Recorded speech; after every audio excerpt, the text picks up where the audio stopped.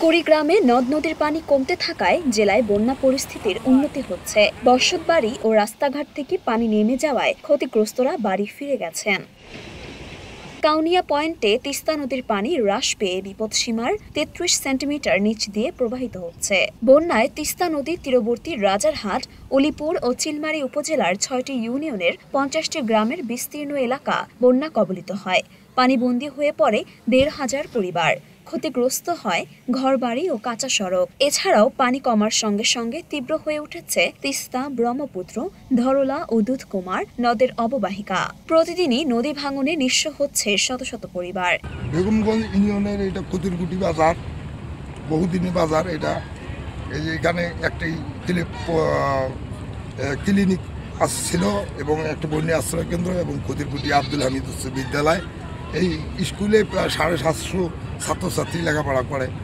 ক্লিনিকটি গতকাল নদীতে পড়ে গেছে এবং বন্যা আশ্রয় কেন্দ্রের অর্ধেক গেছে, অর্ধেক আছে এখনও।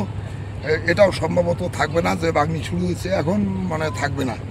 এখানে প্রায় গত 3 দিনে প্রায় 400-500 বাড়ি, স্থায়ী বাড়ি, বসতভিটা ভেঙে গেছে। এই লোকগুলের হাহাকার অবস্থায় আছে। এত কষ্ট করে যে আল্লাহ না করে যদি একটা বৃষ্টি হয় তাহলে এ লোকগুলো কোথায় থাকবে, কি করবে, কোনো পাচ্ছে না। ঘর বাড়িয়ে যে দেখেন কতগুলো রাস্তাঘাটে ফেলে রাখছে।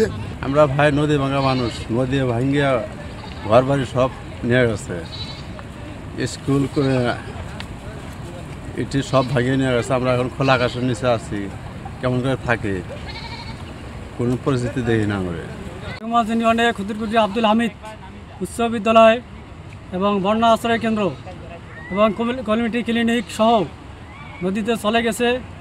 এখনও বন্যা আশ্রয় কেন্দ্র অর্ধেক চলে গেছে। এটা আমাদের একটা মাত্র হাই স্কুল বেগমগঞ্জ ইউনিয়নে। আমার দুঃখ লাগে যে ছেলেমেয়েরা এখানেই লেখাপড়া করে, একটা মাত্র হাই স্কুল, সেটাও চলে যাচ্ছে।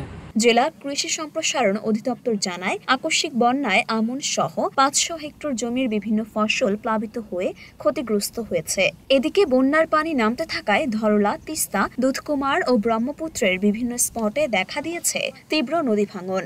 ভাঙনের শিকার পরিবারগুলো তাদের ঘরবাড়ি অন্যত্র সরিয়ে নিচ্ছে।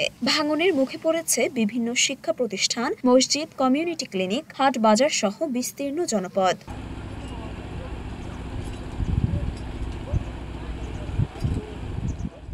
মরিয়ম মিম, ঢাকা পোস্ট।